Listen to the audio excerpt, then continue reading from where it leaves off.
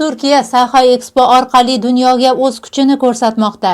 Istanbulda o'tayotgan Saha Expo 2026 ko'rgazmasi Turkiyaning texnologik salohiyatini ochiq namoyish etayotgan maydonga aylandi. 120 dan ortiq davlatdan kelgan 1700 dan ziyod firmalar ishtirok etayotgan ushbu yirik tadbirda quruqlik, dengiz, havo va kosmos tizimlariga oid yuzlab yangi mahsulotlar ilk bor taqdim etilmoqda. Istanbul Expo Center maydonida dunyo e'tibori avvalo Turkiyaning mahalliy mahsulotlariga qaratilgan. Eng katta qiziqish dronlar atrofida.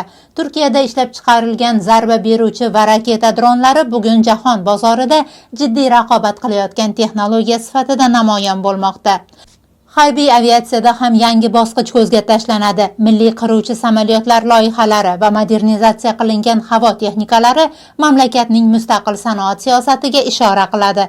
Kosmos sohasida esa sun'iy yo'ldoshlar va